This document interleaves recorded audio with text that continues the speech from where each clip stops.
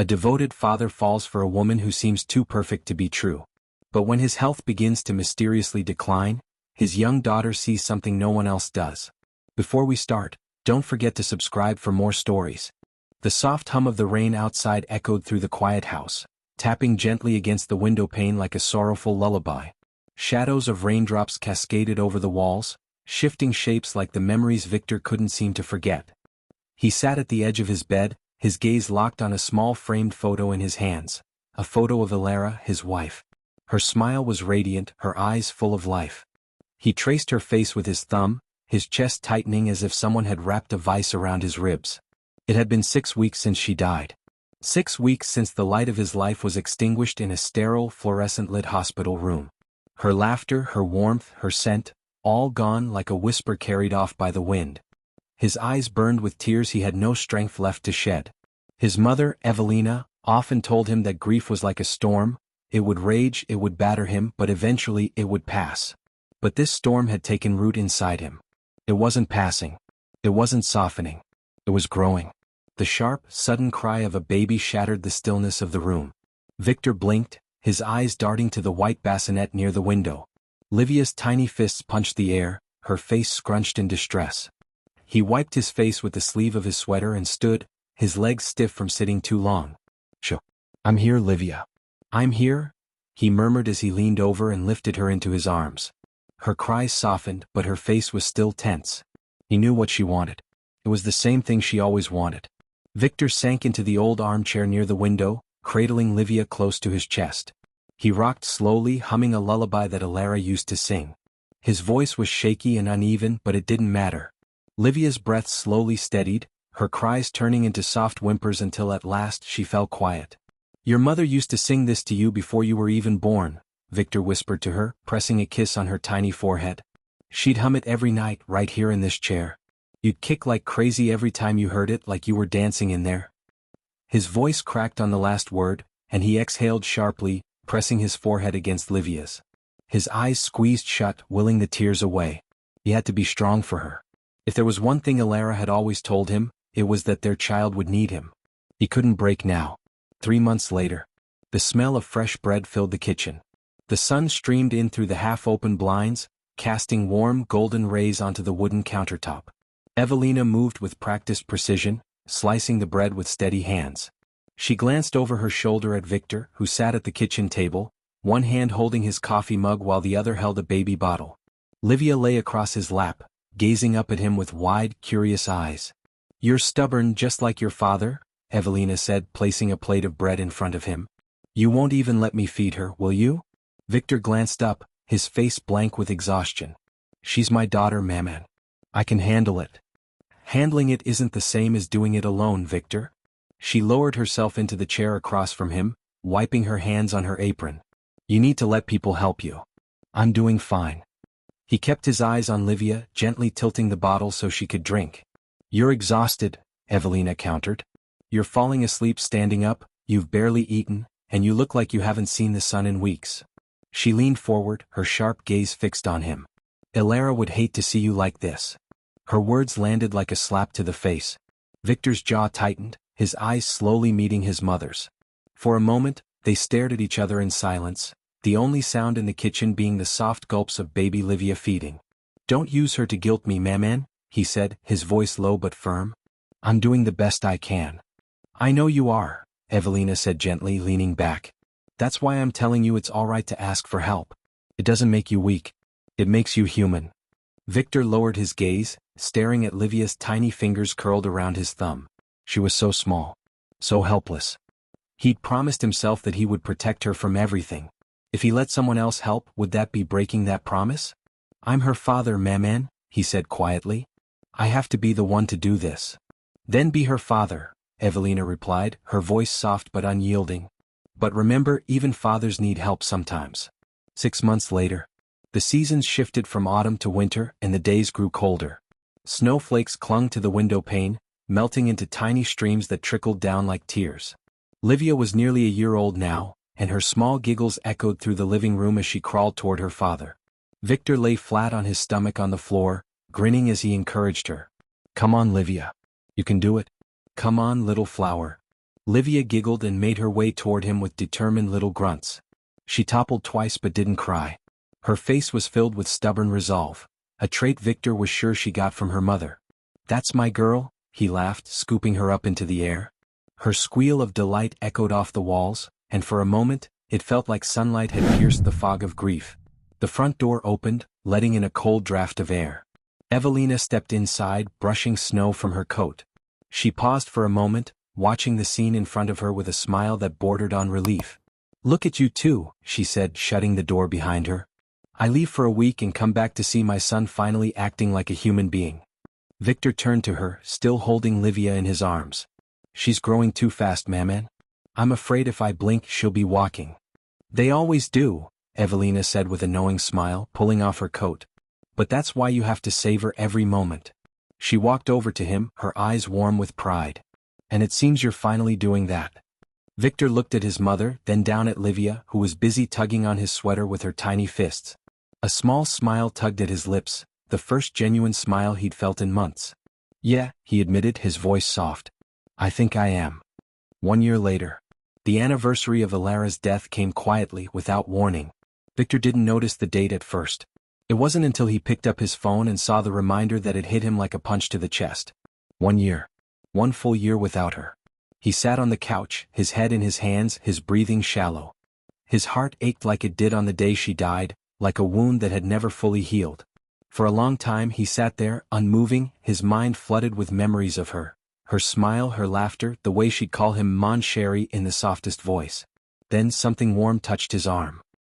He looked down to see Livia, her wide eyes watching him intently. She reached for his face with her little hands and placed her palm on his cheek. "Papa?" she said, her voice small but clear. Victor felt his heart break and heal all at once. His arms wrapped around her, holding her so tightly she let out a little squeak of protest. Tears ran freely down his face, but this time they weren't just tears of grief. They were something else. "Papa's here, little flower," he whispered into her hair. "I'm here." From the kitchen, Evelina watched them, her hands folded tightly in front of her. Her heart ached, but it also swelled with pride. She knew this moment had been a long time coming. Her son, broken as he was, had taken his first step forward. Grief hadn't let go of him, not fully. It never truly would. But in that moment, as Victor held his daughter close, she knew he had found something more powerful than grief. He had found love again. The morning sun peeked through the half-open blinds, casting golden stripes of light across the small kitchen. The faint aroma of fresh coffee lingered in the air, blending with the sweet scent of warm porridge. Victor moved with the steady precision of a man who had learned to navigate chaos. His sleeves were rolled up, his hair slightly tousled, and his jawline dotted with the faintest shadow of stubble. "Papa, I want honey, not sugar," Livia called out from the kitchen table, her small hands drumming on its surface. Her legs swung back and forth, too short to reach the floor. "Honey it is, little flower," Victor replied, pulling a jar of honey from the cabinet. He glanced back at her and smiled, catching her swinging legs out of the corner of his eye. "But if I give you honey, you have to promise me no more drumming on the table. Deal?" Livia tilted her head, her face scrunched in playful defiance. "Deal," she said with an exaggerated nod, holding up her pinky.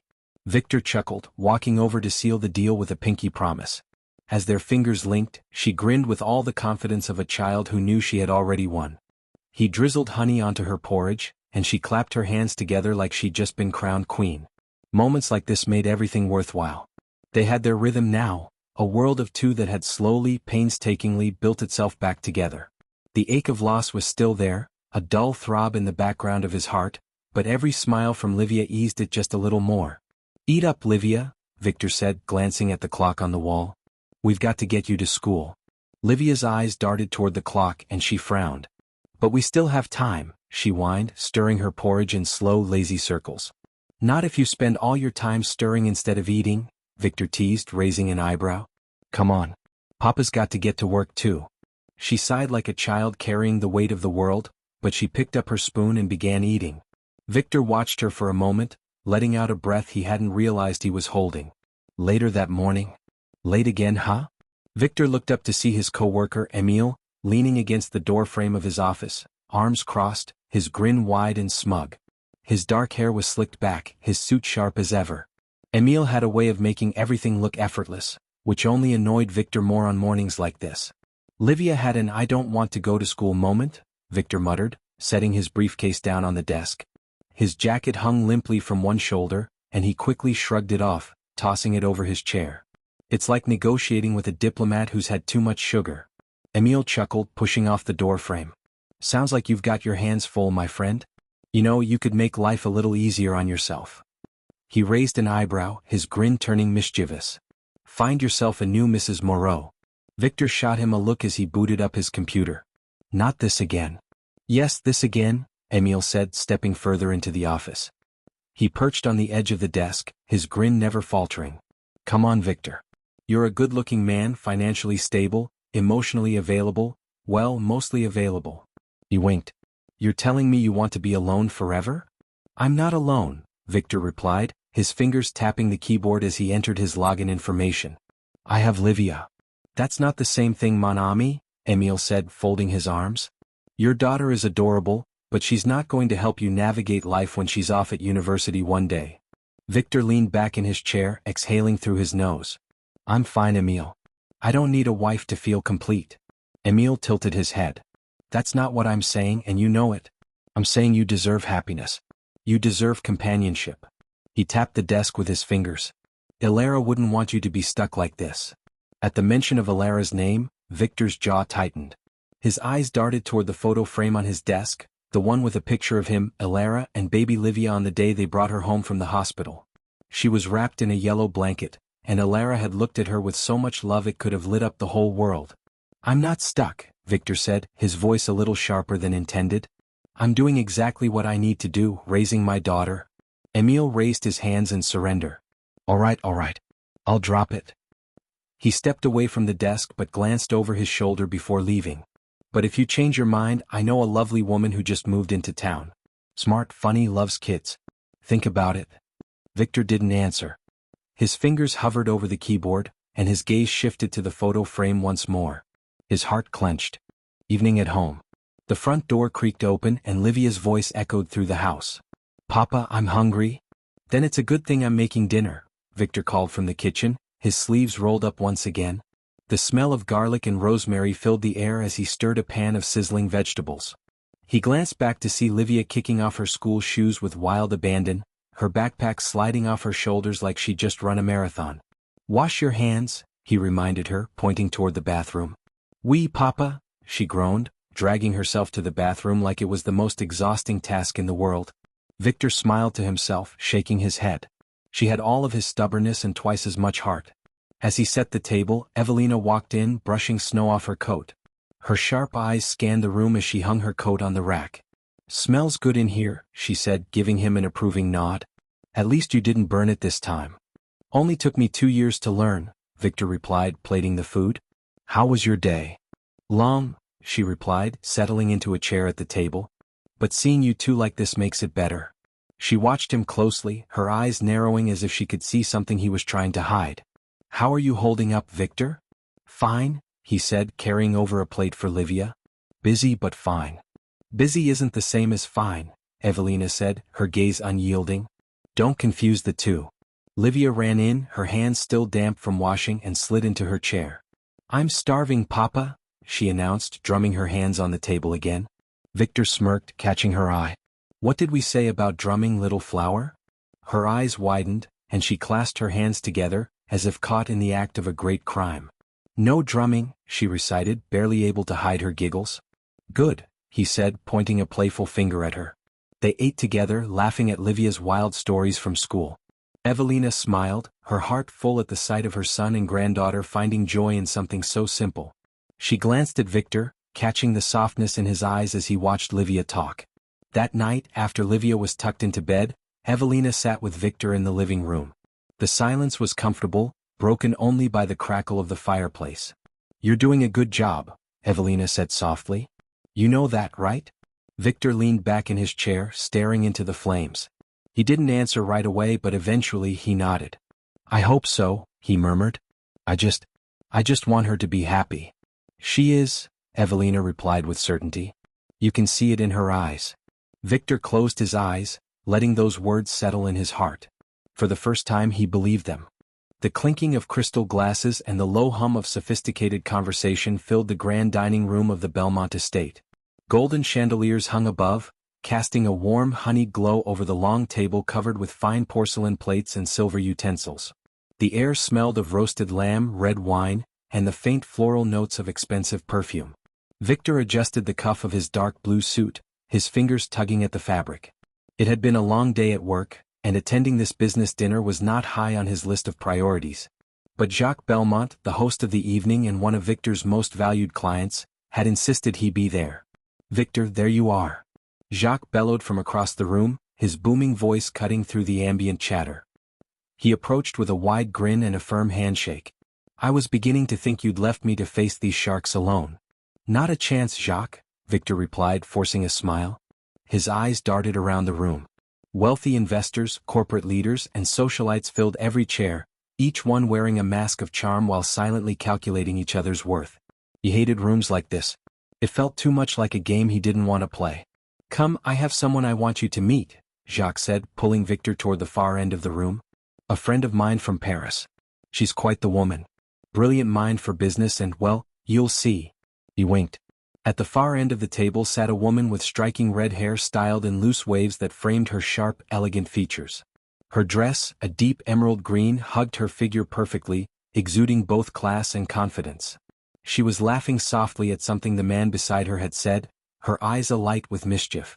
"Odette," Jacques called out, gesturing for her to stand. "I want you to meet Victor Moreau. A man of integrity, wit, and, unfortunately, far too much patience for my rambling." Odette stood gracefully, her eyes locking onto Victor's with a slow, measured gaze. Her lips curved into a slow smile, the kind that lingered just a second too long. "Victor Moreau," she said, offering her hand. "The name precedes you." Victor raised an eyebrow, taking her hand gently. "All good things, I hope." "Depends on the company you keep," she replied smoothly, tilting her head just so. Her eyes lingered on him for a moment before she sat back down. "Sit with us, won't you?" Jacques barked out a laugh and patted Victor on the back. "There you have it, my friend. An offer you can't refuse." Victor sat beside Odette, exchanging pleasantries with the other guests as servers brought out the first course. Conversation shifted from business ventures to travel stories and back to business. Odette was sharp, her words precise and deliberate, like a master fencer landing every strike. When Victor spoke about his daughter, Livia, Odette's eyes softened with interest. "A single father," she mused, tilting her glass of wine. "That's a rare and admirable thing these days." "Admirable or just stubborn?" he replied with a half smile. "Sometimes they're the same," she said, swirling her wine with a thoughtful look. "Stubbornness in love is never a flaw." Victor's heart gave a small, unsteady thump. For the first time in a long while, he felt something unfamiliar yet familiar all the same, a spark. Weeks later, the rain pattered softly against the windows as Victor poured Livia's milk into a small blue cup. She sat at the kitchen table, coloring with her usual flair, her tongue poking out in concentration as she filled in the petals of a sunflower. The radio hummed softly in the background. "Papa, can Odette come over again today?" Livia asked, not looking up from her masterpiece. Victor froze for a moment, glancing at her. "What? You like Odette that much?" "She's funny," Livia said with a giggle. "She brought me chocolate last time and told me a story about a fox who tricked a lion." She lifted her crayon in the air like a sword. "The fox was so smart, Papa. Just like me." Victor chuckled, setting the milk in front of her. "Yes, just like you, little fox." The truth was Odette had been visiting more often. It started with the occasional weekend lunch and evolved into dinners and afternoons at the park. Livia had grown fond of her, and Victor, despite his reluctance to admit it, had too. She was clever, quick with her words but never unkind. She didn't force her way into their world but rather slipped in quietly, like a gentle tide rising on the shore. That evening Odette did come over.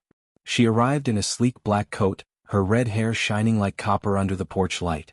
Evelina was the one to answer the door, and her expression was less than welcoming. "Odette," Evelina greeted with a polite but cool tone. "Didn't know you were coming." "Surprise visit," Odette said, her smile never faltering. "I hope that's all right." "Of course," Evelina said slowly, stepping aside to let her in. Her eyes followed Odette like a hawk watching its prey. Victor met them in the hallway, his smile more genuine. "Odette, come in." They shared dinner together, but Evelina remained unusually quiet. Her eyes would dart toward Odette every so often, watching every word, every gesture. She saw something there, something she didn't like but couldn't name. When Odette left later that night, Evelina waited until Victor had closed the door before speaking. "She's charming, I'll give her that," Evelina said, folding her arms. "But something about her rubs me wrong." Victor raised an eyebrow. "Since when did you become an expert on character analysis?" "I'm a mother, Victor," she replied, her eyes sharp and serious. "I know what people look like when they want something. She's not here for you. She's here for what you can give her." "Maybe she's here because she enjoys being here," Victor argued, turning to face her fully. "Not everyone has an ulterior motive, maman." "Everyone has motives, mon fils," she said, walking past him toward the kitchen. "The wise ones learn to spot them before it's too late." 3 months later. Odette's laughter echoed through the living room as she sat on the floor with Livia, helping her build a tower of colorful wooden blocks. Victor watched them from the kitchen, leaning against the counter with his arms folded. Livia's delighted squeals filled the room as the tower grew higher and higher, only to collapse with a loud crash. "Ah, no!" Livia shouted, flopping onto her back in mock despair. "It's all right, little fox," Odette said, patting her head. "We'll build it even stronger this time. Just like all clever foxes do." Livia sat up, her eyes bright. "Can we make it taller than last time?" "Taller and stronger," Odette said, rolling up her sleeves. "Just watch." Victor's chest tightened. It had been so long since he'd seen Livia laugh like that, so free and full of joy. And it had been just as long since he'd seen himself relax. That night, after Livia had been tucked into bed, Odette stood at the door, her coat draped over one arm. Victor lingered in the doorway, his hands in his pockets. He watched her with an expression that was unreadable even to himself. "Odette," he said softly, his eyes meeting hers. "Stay." Her eyes flickered with something he couldn't quite place, but she smiled. "All right." 2 weeks later. The proposal was quiet. No grand gestures, no extravagant displays. Just a simple, heartfelt moment in the park where they'd taken Livia so many times. "I'm ready to start over," Victor said, holding out a ring. "With you." Odette's eyes softened and she took his hand. "Yes," she whispered, her voice like silk. "Let's start over together." The grand bells of St. Laurent Cathedral rang loud and clear, their chimes echoing across the cobblestone streets. The world outside moved on as usual, but within the towering stone walls of the cathedral, time seemed to slow. Every head turned as Odette stepped into view at the end of the aisle, her emerald green eyes shining beneath the delicate lace veil. Her dress was a masterpiece, silk that clung to her figure with elegance, embroidered with shimmering silver thread that caught the light with each step. Gasps and whispers rippled through the pews as the crowd marveled at her beauty. She knew they were watching her. She always knew when eyes were on her. Victor stood at the altar, his heart pounding harder than it had since the day Livia was born. His hands were clasped in front of him, his eyes fixed on Odette as if she were the only person in the room. His suit was sharp, his hair freshly cut, and though his smile was calm, Evelina could see the cracks beneath it. Evelina sat stiffly in the front pew, her hands gripping her handkerchief like it was a lifeline. Her gaze shifted between Victor and Odette, her lips pressed into a tight line. She leaned toward her sister, Margot, who sat beside her. "She's too perfect," Evelina muttered. "People who look that perfect always have something to hide." Margot gave her a look. "Don't do this, Evelina. It's his wedding day." "It's his wedding day," Evelina hissed back, her eyes never leaving Odette. "That's why I'm worried." "The ceremony. Do you, Victor Moreau, take Odette Renard to be your lawfully wedded wife, to have and to hold, for better or for worse, in sickness and in health, for as long as you both shall live?" Victor's eyes never left Odette's face. His heart ached with the weight of his answer, but it was not the ache of doubt. It was the ache of hope. "I do," he said firmly, his voice resonating through the cathedral. The priest turned to Odette. "And do you, Odette Renard, take Victor Moreau to be your lawfully wedded husband, to have and to hold, for better or for worse, in sickness and in health, for as long as you both shall live?" Her eyes met Victor's, and for a moment, something flickered behind her gaze. It was quick, so quick that even Victor wouldn't have noticed. But Evelina did. She saw it. It wasn't doubt. It was calculation. "I do," Odette replied, her voice as smooth as velvet. She smiled as she said it, her eyes softening as if love had truly overtaken her. The crowd erupted into applause as the priest declared them husband and wife. The bells rang once more, louder than ever, drowning out Evelina's quiet sigh. The reception. The Belmont Gardens were transformed into a fairy tale dream for the reception. White linen-draped tables stood beneath arches of hanging flowers. Guests mingled beneath the open sky, sipping champagne from crystal flutes as a soft quartet played in the background. Laughter, clinking glasses, and the low hum of conversation filled the air. Victor sat at the head of the main table with Odette beside him, her hand lightly resting on his. Her laughter was bright, her eyes shining as she spoke with guests who approached to congratulate them. She was gracious, charming, and attentive, everything a new bride was supposed to be. But Evelina watched her like a hawk from across the garden. Her eyes caught every glance Odette exchanged with a man near the bar. He was tall, with dark hair slicked back and sharp features that belonged on the cover of a magazine. He leaned against the bar, his glass tilted in his hand as his eyes flicked toward Odette. Evelina followed the exchange like a predator tracking prey. She saw it clearly, Odette's smile grew just a fraction too wide. Her fingers drummed softly on the table as she turned her head ever so slightly toward the man. He raised his glass to her in a barely perceptible toast. Evelina's jaw tightened. "Margot," she whispered, leaning toward her sister. "Look at the man by the bar. The one with the dark hair." Margot glanced over her shoulder. "What about him?" "Watch Odette." They both watched as Odette's gaze flicked toward the man for a heartbeat too long before she returned her attention to Victor, laughing at something he had said. Margot shrugged. "He could be a friend." "No," Evelina said quietly. "That's not a friend's look. That's an accomplice's look." Behind closed doors. The festivities began to wind down as the sun dipped below the horizon, turning the sky into a blaze of amber and violet. Guests said their goodbyes, embracing Victor and Odette one last time before leaving. Livia, who had danced herself into exhaustion, lay curled up on a cushioned chair nearby, her small chest rising and falling with each slow breath.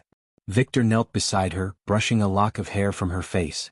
"Tired little flower?" he whispered. She didn't stir. He smiled. "She loves you," Odette said softly from behind him. Victor glanced back, his heart swelling at the sight of her standing there, the glow of the garden lights haloing her figure. "She loves you too," he replied, standing to face her.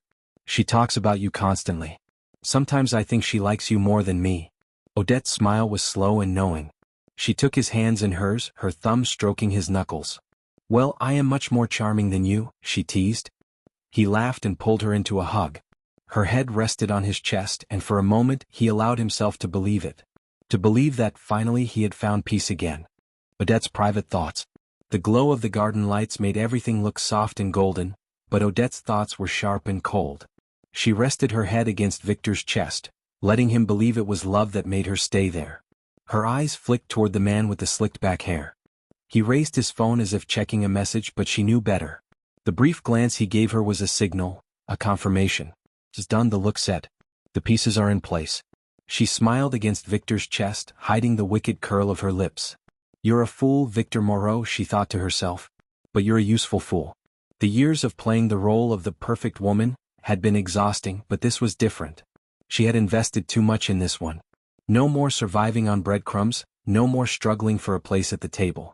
This time she would own the table. Her eyes settled on Livia, still sleeping soundly on the chair. A pang of something unfamiliar flickered in her chest. "Don't get attached," she warned herself, her fingers tightening on Victor's back. "The girl is just part of the scenery."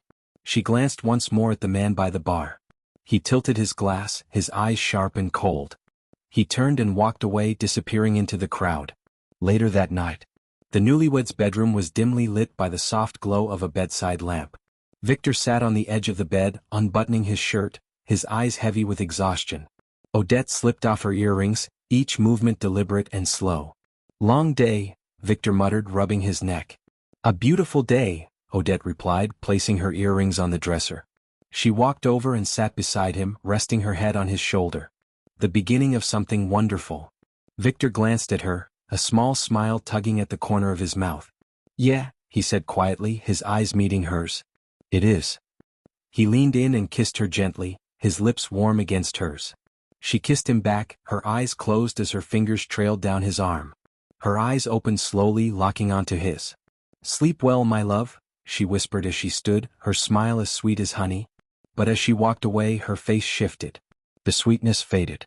Her gaze grew distant, calculating. She glanced at herself in the mirror, her reflection looking back at her with unspoken certainty. She had spent years perfecting this mask and tonight it had worked flawlessly. "Sleep well, Victor," she whispered to the mirror. Her lips curled into a slow, dangerous smile. "Sleep deeply."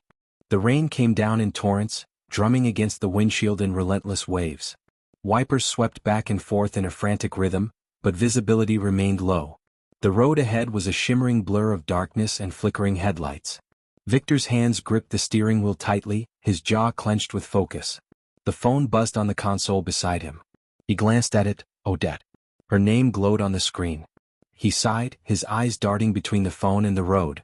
The last thing he needed right now was another one of her impatient calls. With one hand he tapped the screen to answer, putting her on speaker. "I'm driving, Odette. Can this wait?" "Where are you?" she demanded, her voice sharp and cold as the rain outside. "You said you'd be home an hour ago. Livia's been asking for you and I'm not about to play babysitter all night." "I told you I had a client meeting," he replied, keeping his voice steady. "It ran over. I'll be home soon." "Soon isn't good enough, Victor," she snapped. "You could at least have the decency to answer your phone." "I'm on the road, Odette," he said, irritation creeping into his voice. "I'm not going to argue with you right now." There was a pause on the other end, a silence thick with tension. "Fine," she said with icy detachment. "Don't bother rushing. We're perfectly fine without you." The line went dead. Victor exhaled slowly, his fingers flexing on the steering wheel. His eyes returned to the road, but the storm had worsened. Flashes of lightning illuminated the landscape for brief, blinding moments. Each flash revealed slick, winding roads with steep drop-offs on either side. He leaned forward, squinting to see past the downpour. Then it happened. Out of nowhere, headlights flared in front of him. A horn blared. "No." Victor jerked the wheel to the right, tires screeching against the wet pavement. The car spun once, then twice, the world outside becoming a whirl of motion and noise. Metal crunched. The sound of shattering glass was deafening. Gravity flipped, and Victor's body was jerked in all directions. His head struck the window, pain exploding through his skull. The world went black. The hospital. The steady beep beep beep of the heart monitor was the first thing Victor heard. The antiseptic smell of disinfectant was next. His eyelids were heavy, but he forced them open. The sterile white of the hospital ceiling came into view. He blinked slowly, his vision swimming. "Victor." The voice was soft and familiar. He turned his head slightly to see Evelina sitting beside him, her face lined with worry. Her hand gently gripped his, her warmth grounding him. "Papa." Another voice, smaller, higher-pitched, came from the other side of the bed. Livia's wide brown eyes gazed up at him, filled with hope and relief. Her small hand patted his arm over and over, as if to make sure he was real. "Livia." "Maman?" His voice was hoarse, barely above a whisper. His throat burned as if he'd swallowed sandpaper. "You're safe, Mon Fils," Evelina said, her eyes wet with unshed tears. "You're alive." His eyes darted around, searching for someone else. "Odette?" "She's outside speaking with the doctor," Evelina replied, glancing toward the door. "She's been distant." Victor's brow furrowed. He tried to move his legs, but nothing happened. Panic surged through him. He tried again, harder this time, willing his legs to move. Nothing. Don't panic, Victor," Evelina said, gripping his arm tighter. "The doctor will explain everything." Terror gripped him as realization set in. He could feel his upper body, but everything from the waist down was numb. It wasn't the cold and it wasn't shock. It was something worse. "Tell me," he rasped, his eyes locking on his mother's. "Tell me, Maman." Evelina hesitated, her lips quivering. Her eyes darted toward the door, where Odette had just reappeared, her face carefully blank. She stepped into the room with slow, deliberate steps, her hands clasped in front of her. She wore no tears, no sign of grief. She was calm. Too calm. "The doctor says it's spinal," Evelina finally said, her eyes downcast. "They say it's possible you may not walk again." Victor felt the world tilt again, as if the car was still spinning, still crashing. He closed his eyes, his chest rising and falling with shallow, panicked breaths. He heard the steady beeping of the heart monitor quicken, the sound matching the thunderous pounding in his ears. 3 months later. The apartment had changed. It was filled with ramps, safety bars, and wide-open pathways that made it easier for Victor's wheelchair to navigate. But it didn't feel like home anymore. It felt like a facility. Victor sat at the window, staring outside. His eyes followed the path of children running through the park below. Their laughter reached him, muffled by the glass, but he could still hear it. His eyes drifted toward Livia, who sat on the carpet, drawing with crayons. She glanced up at him and waved. He waved back, but the weight of his useless legs dragged down his arm. Behind him, Odette stood in the kitchen, scrolling through her phone, her eyes glued to the screen. She hadn't spoken to him for more than 5 minutes all day. When she did, her words were curt and impatient. "Are you just going to sit there all day?" Odette called, not bothering to look at him. Victor glanced at her reflection in the window. "What do you want me to do, Odette?" "Jog around the block." Her fingers froze over her phone screen. Slowly she turned to face him. Her smile was sharp like the edge of a blade. "That's not funny, Victor." "No, it isn't," he muttered, turning his gaze back to the park. "I'm doing everything here," she continued, her voice rising. "I'm cooking, cleaning, taking care of Livia. I didn't sign up for this." Her words were acid, burning him from the inside out. He didn't reply. What could he say? The arrival of Ingrid. Evelina moved in the next week, much to Odette's disapproval. But it wasn't Evelina's presence that rattled Odette the most, it was Ingrid. Ingrid arrived on a Monday morning. She was quiet but kind, her soft-spoken words carrying warmth. She was a nurse, hired to help with Victor's physical therapy and medical needs. Her presence was a balm to Victor's frayed nerves, and she treated him like a man, not a patient. "Good morning, Mr. Moreau," Ingrid greeted him every day, her smile genuine. She treated him with dignity, something Odette hadn't done in months. But Odette didn't like that. She didn't like it at all. "I can handle it," Odette had snapped when Evelina suggested Ingrid be hired full-time. "No, you can't," Evelina had replied bluntly. "You're barely handling yourself." Odette's eyes had gone cold, but she didn't argue. She knew it would only make her look worse. The change in Livia. "Papa, can Ingrid stay for dinner?"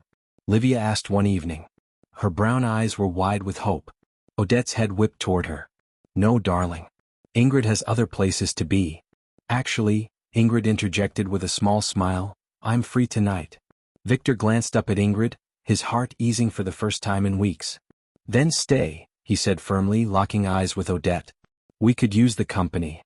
Odette's jaw tightened, her smile hollow. She set the plate of food in front of Victor, placing it down with a little too much force. "Of course," Odette said sweetly, but her eyes were like frozen glass. As Ingrid sat next to Livia and listened to her stories about school, Odette watched them from across the room. Her gaze was sharp, her smile razor-thin. "They think they're clever," she thought, fingers tapping against her wine glass. Her eyes flicked toward Victor. "You should have stayed, broken Victor." The rain tapped softly against the window, casting faint ripples of light onto the wooden floor. The air inside the apartment was thick with the warmth of freshly brewed tea. The soft hum of the kettle faded into the background as Victor sat by the window, his gaze distant. He leaned forward in his wheelchair, his fingers tracing small circles on the armrests. Livia sat on the carpet nearby, playing with her stuffed rabbit, making it hop up and down as she hummed a tune she'd learned at school. Her giggles occasionally broke through the quiet, a sound that felt like sunlight on a stormy day. "Tea's ready," Odette's voice rang out from the kitchen. Her tone was cheerful, but it carried a sharpness that hadn't been there before. She walked in with 2 porcelain cups in hand, each one decorated with delicate blue flowers. Her gaze swept over Victor and Livia before settling on him. Her smile was practiced, too precise to be sincere. "Chamomile," she said, setting the cup on the table beside him. "Good for the nerves." Victor glanced at her, his eyes scanning her face for something he couldn't quite name. "Thanks," he muttered, his tone distant. "Don't mention it, darling," she replied sweetly, taking her own cup and walking toward the far end of the living room. He picked up the cup and stared into the swirling amber liquid. The smell was familiar, soothing, but something about it gave him pause. A flicker of doubt passed through him, a flicker so brief he nearly missed it. He lifted the cup to his lips but didn't drink. His eyes followed Odette as she scrolled through her phone, smiling faintly at something on the screen. Later that night, Victor lay in bed, his breath shallow, his head throbbing with a dull, relentless ache. Sweat slicked his forehead and his heart felt like it was beating too hard, too fast. He groaned softly, shifting his body with difficulty. His arms felt heavy like weights had been tied to them. "Papa?" Livia's small voice came from the doorway. She stood there, rubbing her eyes, her bunny tucked under one arm. "Are you sick?" He turned his head slowly to face her, his vision swimming. "Just tired, little flower," he said, forcing a weak smile. "Go back to bed, all right?" Her eyes stayed on him, her small brow furrowed in concern. "Okay," she murmured. "Night, Papa." Victor watched her leave, his eyes narrowing as he tried to focus. Something felt wrong. This wasn't like his usual exhaustion. His body felt like it was moving through molasses, his chest tight with pressure. He closed his eyes, telling himself it was nothing. But doubt crept in. The next morning, the sound of Odette's laughter echoed from the kitchen. It was bright, sharp, and just a little too loud. Evelina stood in the doorway, her arms folded across her chest as she watched Odette talk on the phone. "Don't worry," Odette said, twirling a strand of her red hair between her fingers. Her back was to Evelina, but her reflection was visible in the window above the sink. "Everything's on track. Little by little. It's the best way, slow, unnoticeable. By the time anyone realizes, it'll be too late." Her words were light, playful, but the meaning behind them was razor-sharp. Evelina's eyes narrowed. She stepped into the kitchen quietly, her footsteps softened by the rug. "Who are you talking to?" Evelina's voice cut through the air like a knife. Odette's body went rigid. Slowly she turned around, her smile slow but tense. "Just a friend, Evelina," she said, slipping her phone into her pocket. "Is there a problem?" "Yes," Evelina replied bluntly, her eyes hard as stone. "There's a problem when I hear you talking about things being unnoticeable and too late. Care to explain that?" Odette tilted her head, letting out a soft, humorless laugh. "You always were paranoid," she said, her smile widening just a fraction too far. "Maybe you should focus on your knitting, Evelina, and leave me to handle the house." Evelina stepped closer, her eyes locked on Odette's like two predators circling each other. "I know a snake when I see one, Odette," she said, her voice low but firm. "And you've been hissing since the day you arrived." Odette's smile disappeared. Her eyes went cold, her lips pressing into a hard line. "Careful, Evelina," she murmured, her voice like silk over broken glass. "You're old, fragile. People like you have a way of slipping." "Is that a threat?" Evelina asked, raising an eyebrow. "Call it a reminder," Odette said, brushing past her as she reached for a bottle of wine from the counter. "Stay out of my way and everything will be fine." Evelina watched her walk away, her eyes narrowing with suspicion. She pulled out her phone and stared at it for a long moment. Her fingers hovered over the call button, but she hesitated. She needed more than intuition. She needed proof. That evening, Livia sat in her usual spot on the carpet, building a tower out of wooden blocks. Her bunny lay beside her, one of its ears bent at an odd angle. From the kitchen she heard Odette's voice, low and sharp, murmuring into the phone. She wasn't supposed to listen, but something about Odette's voice made her pause. "Don't rush it," Odette said, her back to the living room. "He's already weak. The tea works better than expected. Just a little more and it'll look like natural causes." Livia blinked, tilting her head. "Natural causes?" she thought, her small hands gripping the bunny tighter. "Once he's gone," Odette continued, her voice quieter now, "the rest will fall into place. Trust me. It's already working." Livia's heart thudded in her tiny chest. Her hands trembled as she turned back to her tower of blocks, her eyes flicking toward the kitchen every few seconds. She didn't understand everything Odette had said, but one part stayed in her mind. Gone. That night, when Victor tucked her into bed, Livia grabbed his hand tightly, her big brown eyes filled with fear. "Papa," she whispered, her voice so quiet it was almost lost in the blankets. "What is it, little flower?" he asked, brushing a hand through her hair. Her eyes darted toward the doorway, then back to him. "Don't drink the tea," she said in a tiny voice, her brows furrowed in worry. Victor tilted his head, confused. "Why, Livia?" Her eyes filled with tears and she shook her head, burying her face in her bunny. "Just don't, Papa. Please." Victor's chest ached, but he nodded slowly. "All right, little flower. I won't." The next week, Ingrid wiped down the kitchen counter, her eyes darting toward Victor every few seconds. He looked paler than usual, his eyes duller, his hands slower. She'd seen this before in patients: sluggishness, heavy limbs, and a slow mind. It didn't add up. His medication wouldn't cause that. "Mr. Moreau," Ingrid said, setting down the cloth. "Have you been feeling dizzy lately?" Victor glanced at her, his brow furrowed. "Sometimes," he admitted. "Thought it was just fatigue." "Have you eaten anything new?" she asked carefully, her eyes narrowing. "Or drank anything unusual?" He paused, thinking. "No, just tea. Odette's been making it for me every night." Ingrid's eyes darkened. "Don't drink the tea," she said firmly. His eyes locked on hers, his heart beginning to pound. "Why do you say that?" "Call it intuition," she replied, her voice low but certain.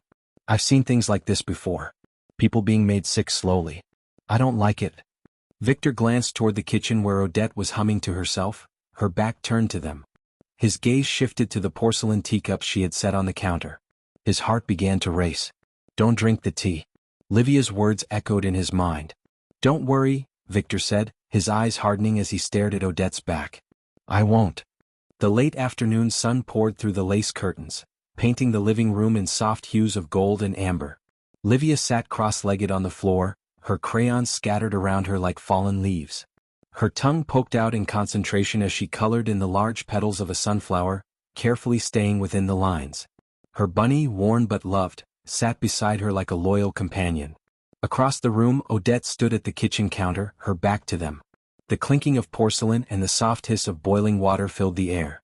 Livia glanced up, her small brown eyes following Odette's movements with quiet curiosity. She watched as Odette reached into the cupboard and pulled out a small glass jar. The jar was different from the others. No label. No markings. It was smaller than the usual spice jars and tucked far in the back where no one else would have looked. Livia's brow furrowed. She watched as Odette opened the jar and tilted it over Victor's cup of tea. Her fingers moved with care, tapping something fine and powdery into the cup. It dissolved instantly, vanishing into the golden liquid as if it had never been there. Her heart thudded in her chest. Something felt wrong. Her fingers gripped her crayon tighter, her eyes unblinking as she watched Odette swirl the spoon in Victor's cup. "Livia, darling," Odette's voice rang out suddenly. Livia flinched, her crayon snapping in half. Odette turned, her eyes sharp as they met Livia's wide, innocent gaze. But Odette's smile was as sweet as ever. "Why don't you come help me carry the tea to Papa?" she said, tilting her head, her red curls falling over one shoulder. Livia's eyes darted to the cup, then back to Odette. "I'm coloring," she mumbled, lowering her gaze to her paper. Odette's eyes narrowed for the briefest moment before she smiled wider. "Of course you are," she cooed. "Keep going, little fox." Livia's heart didn't stop racing. She glanced at the cup one more time before returning to her drawing. But her hands trembled as she colored, and her strokes were no longer as steady as before. That evening, the dinner table was quiet except for the faint clinking of forks against plates. Victor sat at the head of the table, his eyes on Livia as she ate her mashed potatoes with deliberate focus. Odette sat to his right, gracefully cutting her salmon into perfect bites. Evelina sat at the far end, eyeing Odette like a cat watching a mouse. When dinner was done, Odette stood to clear the plates, her smile perfectly polished. "I'll make tea," she announced. "None for me," Evelina said, leaning back in her chair. "I prefer coffee in the evenings." "Suit yourself," Odette said with a shrug. She glanced at Victor. "Tea, darling?" Victor hesitated, glancing at Livia, who had suddenly stopped fidgeting with her napkin. She was staring at Odette with wide, unblinking eyes. Her lips were pressed tightly together, her shoulders stiff. "Sure," Victor said slowly, his eyes narrowing as he caught the look on Livia's face. "Tea sounds good." Odette smiled, walking toward the kitchen with a lightness in her step. Livia's eyes followed her until she disappeared behind the wall. Victor leaned forward, placing his elbows on the table. "Something on your mind, little flower?" he asked softly, his eyes fixed on Livia. Livia bit her lip, her eyes darting toward Evelina, then back to her father. She hesitated, wringing her hands. "Papa?" she whispered, her voice barely audible. "Oh." "Don't drink the tea," she said, her voice urgent but hushed. She glanced toward the kitchen as if afraid Odette would hear. Victor leaned forward, his heart suddenly pounding. "Why, Livia? What's wrong?" Her eyes filled with tears and her lips trembled. She put something in it? I saw her. A jar with white powder." Victor's eyes widened, his breathing shallow. He sat back slowly, his mind racing. A jar with powder? His heart began to pound in his chest. He glanced toward the kitchen, his eyes narrowing with suspicion. "Are you sure, Livia?" he asked quietly, keeping his voice even. Livia nodded, her eyes glossy with tears. "I saw it, Papa. I saw her do it." Victor's jaw clenched as he leaned back in his chair. He turned his head to Evelina, who was watching them both with sharp eyes. She raised an eyebrow, her gaze hardening with realization. "Victor," Evelina said quietly, her gaze flicking toward the kitchen. "You know what to do." "The test." Odette returned with a tray carrying 3 teacups. She set one in front of Victor, one in front of herself, and kept one for herself. Her smile was bright as ever. "Tea, my love," she said, handing him his cup. Victor smiled at her, but it was a tight, forced smile. He leaned forward, picking up the cup, swirling the tea slightly as if admiring its warmth. Odette's eyes flicked to him, watching him intently. He glanced at her cup. She was distracted for a moment, brushing a strand of hair behind her ear. Now, in a swift, subtle move, Victor reached over and switched their cups. His hand was steady, his movements quiet and controlled. He settled back into his chair, now holding Odette's cup. "Smells good," he said, his voice steady as he brought the cup close to his lips. Odette lifted her own cup, the one meant for him, and smiled. "Always does." Victor raised his cup, watching her closely. He didn't drink. He watched as Odette sipped her tea, her eyes on him the whole time. Her lips pressed to the rim and she took a long, slow drink. Her eyes closed briefly as she savored the taste. She drank it. Victor lowered his cup, his heart pounding in his chest. His fingers were cold, but he felt an icy calm wash over him. Moments later. At first nothing happened. Odette placed her cup down and reached for her phone, scrolling through it casually. Her eyes flicked from the screen to Victor. Then her fingers twitched. It was small at first, barely noticeable. She rubbed her hand against her dress as if brushing off a speck of dust. But a moment later her breathing grew louder. Her fingers shook and her eyes darted around the room. "Odette?" Victor asked, his voice calm but sharp. Her head jerked toward him, her pupils wide with confusion. She blinked rapidly, her face scrunching in discomfort. Her hands gripped the edge of the table. "Are you all right, love?"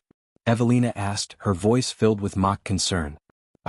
I'm fine," Odette muttered, but her breathing was shallow now. Her fingers twitched again, her arm jerking uncontrollably. Her eyes widened in panic. Victor sat back in his chair, watching her closely, his face a mask of calm. His eyes, however, were locked onto hers with icy precision. "Are you sure?" he asked, tilting his head. "You don't look well." Odette clutched her chest, her breaths coming in short gasps. Her eyes darted wildly as if searching for something, an answer, an escape.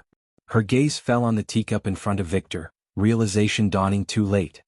Her eyes widened in horror, her mouth opening to speak, but all that came out was a strangled cough. Her body jerked, her legs spasming as she slid off the chair and crumpled to the floor.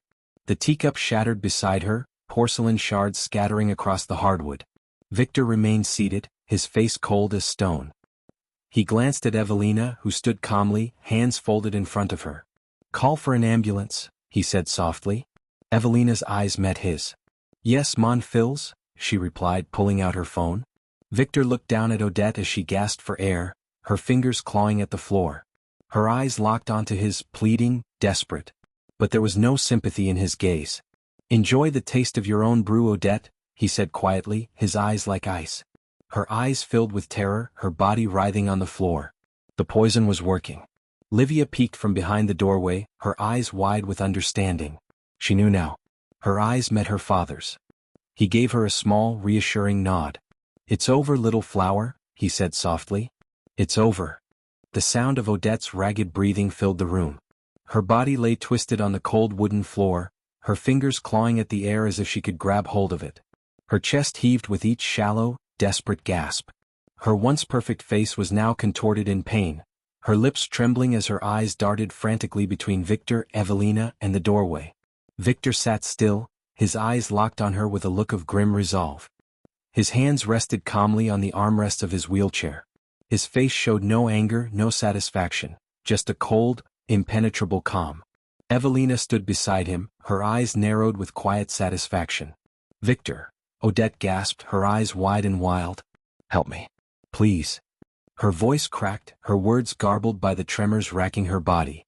Her gaze flickered to Evelina. "Evelina, please." But Evelina didn't move. She folded her arms, her gaze steady and unyielding. "You've had plenty of chances for mercy, Odette," she said quietly, her voice hard as stone.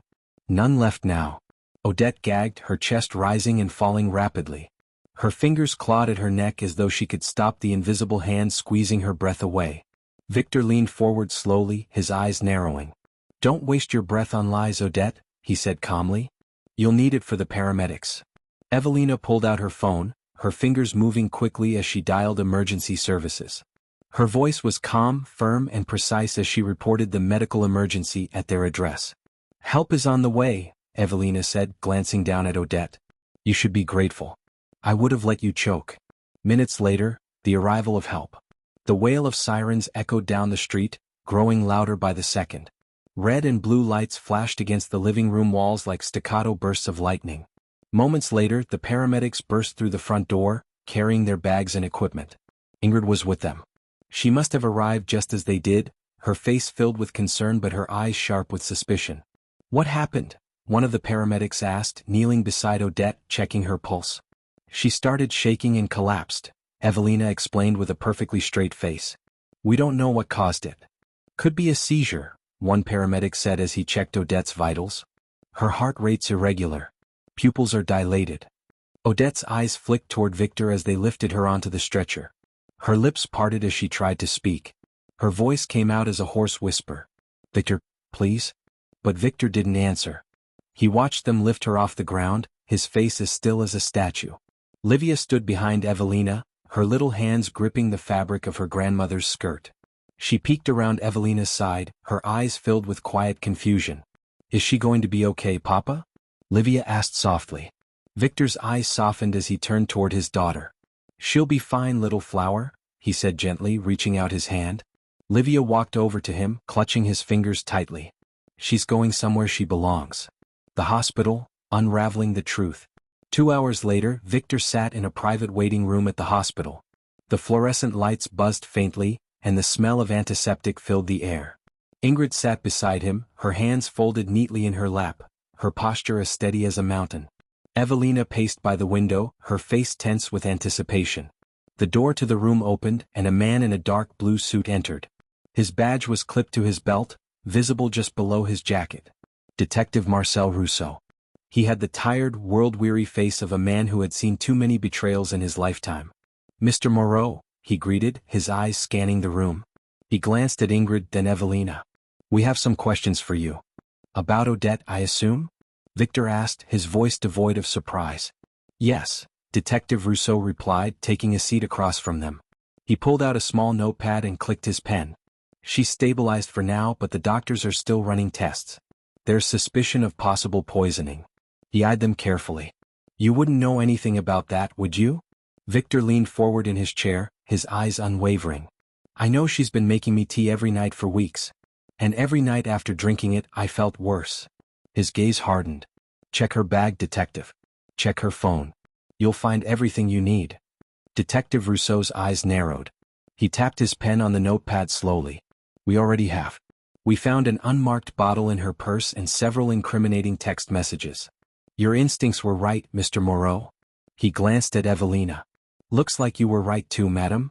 Evelina tilted her head, a slow, satisfied smile tugging at her lips. "Told you she was a snake." Odette's interrogation. In the cold, sterile room of the hospital, Odette sat handcuffed to the hospital bed. Her eyes flicked up to meet Detective Rousseau's gaze. Her lips were cracked and her eyes were sunken, but there was still a flicker of defiance in her. "You think you're clever, don't you?" Odette hissed. Her voice was hoarse, but the venom in her tone was sharp. "Not as clever as you, apparently," Detective Rousseau said, pulling a chair up beside the bed. He leaned forward, his eyes cold as winter frost. "But clever people slip up. You should have been more careful about where you left your little jar of poison." "I want a lawyer," she snapped, turning her face away. "Of course you do," Rousseau replied, standing. "But before you get one, let me give you a preview." He pulled out a small phone and tapped the screen.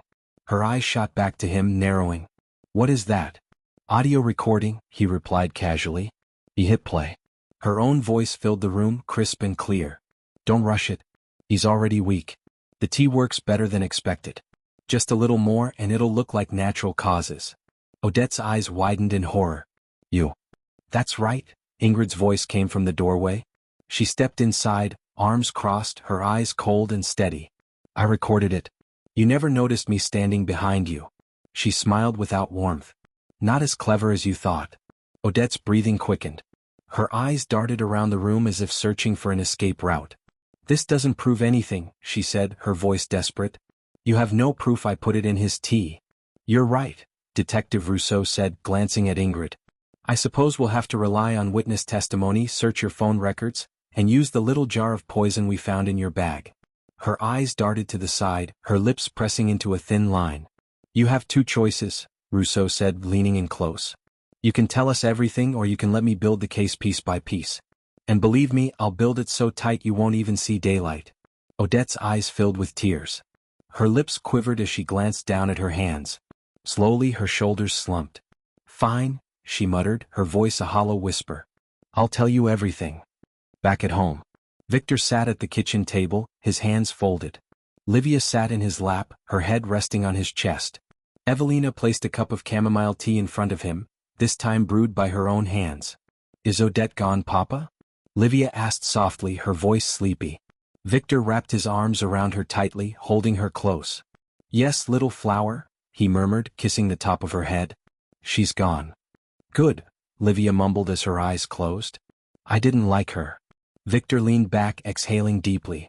His gaze shifted to Ingrid, who stood at the sink washing dishes. She glanced back at him and smiled, a real warm smile. For the first time in months, Victor felt something unfamiliar settle in his chest. It was peace. The soft hum of the physical therapy center echoed with the steady thump of treadmills, the distant clang of weights, and the faint, strained grunts of people pushing their limits. The faint smell of antiseptic lingered in the air, mingling with the scent of sweat and rubber mats. Victor sat on the padded therapy bench, his hands gripping the sides as Ingrid knelt in front of him. Her gaze was calm but firm, her blue eyes locked on his. Her sleeves were rolled up, revealing strong, steady hands. All right, Victor, she said, tapping his knee gently. Time for the first set. Push against my hand. She placed her palm firmly on his shin. I don't care how small the movement is. Just push. Victor clenched his jaw, beads of sweat already forming on his forehead. His muscles tensed, but his legs didn't move. Not yet. His breathing deepened, his brows furrowing as he focused every ounce of energy into that one command. The muscle in his right leg twitched. Good, Ingrid said, her voice filled with quiet encouragement. Again.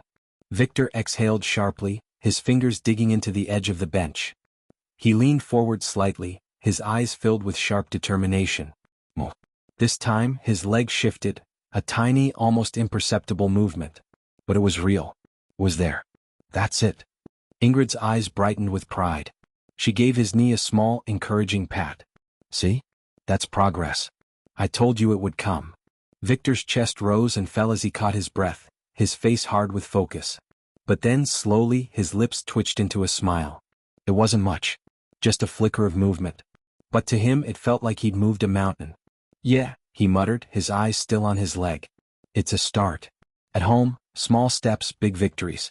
The sun streamed into the kitchen through the open window, filling the room with warmth and the soft rustling of a gentle breeze. Livia sat at the kitchen table, her crayons spread out in front of her. She was drawing a picture of her family, Victor, Evelina, Livia, and now Ingrid. Papa, look, she called out, holding up her drawing. Her eyes shone with excitement. I made you standing up this time. Victor glanced up from his wheelchair, his heart catching in his chest. The picture showed him, standing tall with his arms wide open, a big smile on his face. He chuckled, his voice thick with emotion. I like that, little flower, he said, his eyes soft with warmth. I'll get there soon. You will, Livia said with absolute certainty, turning back to her drawing with fierce concentration. Ingrid walked in, carrying a basket of laundry, her hair tied back in a loose bun. She glanced at the drawing and grinned. That's some serious confidence, Livia. I think you're going to be an artist someday. Maybe, Livia said, shrugging playfully. Or a detective. Or a fox. She giggled, making her stuffed bunny hop across the table. Victor's eyes followed Ingrid as she moved through the room, her movements so familiar now. She had become a part of this house in a way he hadn't expected. She wasn't just the nurse anymore. She was something more. Hey, Ingrid, he called, tilting his head toward her. Yeah, she replied, pausing to look at him. Thanks for sticking around, he said, his eyes serious. I know this wasn't part of the job description. Her smile softened, her gaze steady as ever. It's not about the job anymore, Victor, she said simply. Your family now. Physical therapy, round 2. The next session was tougher. The exercises were harder, longer, and more grueling. Ingrid didn't let up. She pushed him and he pushed himself harder. Lift, Victor, Ingrid said, standing behind him with her hands on his shoulders. I know it hurts, but you can't stop now. Victor gritted his teeth, his arms shaking as he tried to pull himself upright from the chair using the parallel bars. His legs felt like dead weight, his arms burning with effort. Sweat poured down his face, dripping onto the mat below him. His fingers slipped. Focus, Ingrid said sharply. If you lose focus, you lose progress. Her voice wasn't unkind, but it was firm. Again. Victor sucked in a breath through his nose, eyes focused on the end of the bars. His knuckles turned white as he gripped them tighter. Slowly, with a growl of determination, he pulled himself upward. His knees trembled, his thighs quivered, but he didn't stop. Come on, Victor. Ingrid's voice was steady but fierce. You're stronger than this. With a loud grunt, Victor straightened his back, his legs bearing just a hint of weight. For one fleeting moment he was standing. Not fully, not without help, but he was standing. His chest heaved with breath and a laugh escaped him. It was short and breathless but full of life. I'm up, he panted, his head tilted back. I'm up. You're up, Ingrid said with a wide smile, pride shining in her eyes. Now hold it. The late night talk. That night, after Livia had been tucked into bed, Victor sat on the couch, his wheelchair parked beside him. Ingrid sat next to him, her legs tucked up under her, a warm cup of tea in her hands. I never thought I'd see progress like that, Victor admitted, staring at his hands. For months I felt like I was just stuck. Like nothing was ever going to change. That's how it feels before it happens, Ingrid replied, taking a sip of her tea. You fight and it feels like you're getting nowhere. Then one day something shifts. That shift isn't luck, Victor. It's all the work you've already done. Her words settled over him like a blanket, warm and steady. He glanced at her, his eyes scanning her face. For a moment he just looked at her. Not as a nurse. Not as someone hired to help him. Just as Ingrid. I'd have given up by now if it weren't for you, he said softly. You know that, right? Ingrid lowered her teacup slowly, her eyes meeting his. Her gaze was soft, but it held weight, like she was seeing right through him. You would have found a way, she replied. But I'm glad I'm here to see it. For a moment they sat in silence, the warmth between them growing quietly like the slow kindling of a fire. Victor's gaze dropped to her hands, strong, steady, and warm. Without thinking, he reached out and placed his hand over hers. Her breath hitched, but she didn't pull away. Stay, he said softly, his eyes still on their hands. For good this time. Her eyes widened just slightly, her breath caught in her chest. Slowly, a small, genuine smile tugged at the corners of her mouth. I thought you'd never ask, she whispered. Small steps, big changes. 2 months later, Victor stood in the doorway of Livia's room, leaning on a cane. His knees shook beneath him, his legs still unsteady, but he was standing. Evelina watched him from behind, her eyes glistening with quiet pride. Look at you, she whispered. Taller than I remember. Feels like it, Victor said, his grin wide. Papa. Livia's shout came from her bed. She threw down her book, scrambled off the mattress and ran toward him. You're standing, she shouted. Don't knock me over, little flower, he laughed, spreading his arms wide. Livia ran straight into him, wrapping her arms around his waist. He staggered, but Evelina's steady hand on his back kept him upright. You're getting stronger, mon fils, Evelina said, her voice brimming with pride. Don't you forget that. Victor glanced back at her, his eyes filled with quiet gratitude. Then his gaze shifted to Ingrid, who stood at the doorway, arms crossed, smiling like she'd won the world's greatest battle. Neither will I, he said softly. The soft glow of the autumn sun filtered through the tall windows, casting golden beams onto the polished wooden floors of the living room. The scent of fresh bread wafted from the kitchen, where Evelina was pulling a loaf from the oven, her face serene but thoughtful. The distant sound of Livia's laughter echoed from outside, light and musical. Victor stood in front of the large living room mirror, his hand gripping a sleek, dark oak cane. His reflection stared back at him, his eyes focused, his jaw tight with concentration. He straightened his back slowly, his muscles tensing as he adjusted his balance. His legs shook, but he stayed upright. Looking good, Mr. Moreau, Ingrid's voice called from behind him. She leaned against the doorway, her arms crossed, her face bright with a teasing grin. Her blue eyes sparkled with pride. Victor turned his head to face her, his smile slow but certain. Not bad for a man who was told he might never stand again, huh? Not bad at all, Ingrid replied, stepping forward. She reached out her hand toward him, her palm open and steady. But you don't have to do it alone, you know? He stared at her hand for a moment before taking it. Her fingers closed firmly around his, warm and sure. He felt the strength in her grip, not just physical strength but the quiet, unwavering support she had given him for months. "Walk with me," he said, glancing up at her. "Gladly," she replied with a smile. They walked slowly, one step at a time. His legs shook with each movement, his breath steady but strained. But with every step he felt the weight on his shoulders lift just a little more. The living room felt larger somehow, like it had opened up just for him. "Keep going," Ingrid said quietly, her eyes on his every move. "You're doing it." "I know," he grunted, his face scrunched with effort but filled with quiet triumph. "I know." Later that day, a family outing. Leaves crunched beneath their feet as they walked through the park, the air crisp with the scent of autumn. Livia ran ahead, her giggles trailing behind her like a song. Her long scarf flapped behind her like a cape as she pretended to be a superhero. "Look, Papa. I'm flying," she called, spinning in circles until she fell into a pile of golden leaves. Victor laughed, leaning on his cane as he stood with Ingrid and Evelina by his side.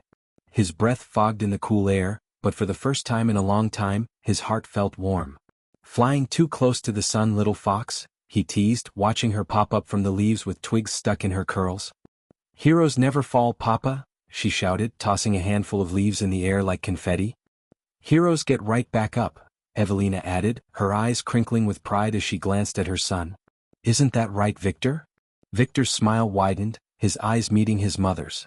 "Yeah, Maman," he said, glancing at his cane. "We get right back up." Ingrid watched him quietly, her hands tucked into the pockets of her coat. She tilted her head, her eyes lingering on him longer than usual. When Victor caught her gaze, she didn't look away. "See something you like?" he asked, grinning. She raised an eyebrow, her lips tugging into a slow smile. "Maybe." "Careful, Ingrid," Evelina said with mock seriousness. "He's getting cocky again." They all laughed, and for a moment, everything felt perfect. No weight of the past, no shadows of betrayal. Just love, warmth, and family. The proposal. That evening, after Livia had gone to bed and Evelina had retired to her room, Victor sat on the couch with Ingrid beside him. The house was quiet except for the soft ticking of the clock on the mantel. A fire crackled gently in the hearth, its warm glow illuminating the room in soft oranges and golds. Victor sat with his cane resting against the side of the couch, his fingers tracing the carved handle absent-mindedly. He glanced at Ingrid, who was staring into the fire, her eyes distant but peaceful. Her hair was loose, falling over her shoulders like waves of soft gold. He swallowed hard, his heart thudding in his chest, not from fear but from the weight of what he was about to do. He had thought about it for weeks, planned it, played it out in his head 100 times. But now that the moment was here, it was different. "Ingrid," he said softly, his voice a little rough. She turned her head to him, her eyes filled with quiet curiosity. "Yes." He leaned forward, his elbows on his knees, his hands rubbing together nervously. He took a deep breath and met her gaze. "I spent a long time thinking I had everything figured out," he began slowly. "I thought I knew how life worked. I thought I knew love." Her brows lifted slightly but she stayed quiet, her eyes locked on his. "But then life showed me how wrong I was," he continued, his voice growing steadier. "I fell apart. I thought I'd never get up again." He paused, glancing at his cane. "But you were there. Every single day you were there." Her breath hitched, her eyes growing glassy with unshed tears. "You didn't just help me walk again," he said, his voice thick with emotion. "You helped me live again." He reached into his pocket and pulled out a small velvet box. Her eyes widened, her lips parting in quiet shock. Slowly he opened it, revealing a simple but elegant silver ring with a small, brilliant sapphire at its center. Her hands flew to her mouth, covering the soft gasp that escaped. "I don't want to do this alone anymore," Victor said, his voice raw but strong. "I don't want to just be fine. I want to be happy. With you." He lifted the box toward her, his heart thudding with every second that passed. "Will you marry me, Ingrid?" Her eyes flooded with tears, but her smile was so wide it seemed to light up the entire room. She let out a shaky laugh and nodded, her hands trembling as she reached for his. "Yes," she whispered, her voice thick with emotion. "Yes, Victor. 1,000 times yes." He slipped the ring onto her finger, his hands shaking almost as much as hers. The moment it settled into place, she pulled him into a fierce hug, burying her face in his neck. He held her as tightly as he could, feeling the weight of every hardship, every doubt, every fear dissolve into nothing. "About time," Evelina's voice echoed from the hallway. They both looked up to see her leaning against the wall, a proud smile on her face. "Thought I'd have to propose for you." They all laughed, the sound warm and whole. The wedding day. The sun shone down on a small garden filled with fresh blooms. The scent of lavender and roses hung in the air as family and friends gathered under a white canopy. Livia stood proudly in her flower girl dress, holding a basket of rose petals. She beamed at Victor as he stood at the front, leaning on his cane but standing tall. When Ingrid walked down the aisle, time seemed to slow. Her dress was simple yet elegant, her hair adorned with tiny white flowers. Her eyes were locked on Victor the whole way. As she reached him, he took her hands, his eyes glassy with tears. "You ready, Mr. Moreau?" she asked softly, her smile teasing but filled with love. "More than ever, Mrs. Moreau," he replied, his voice rough but sure. Livia tossed the last of her rose petals in the air, laughing as they floated down around them like soft, pink snow. Evelina wiped her eyes with a handkerchief, her smile filled with pride and peace. The priest began to speak, but Victor didn't hear him. His eyes were only on Ingrid, his heart full in a way it hadn't been for years. For the first time there was no weight on his shoulders. No doubt. No fear. Just love.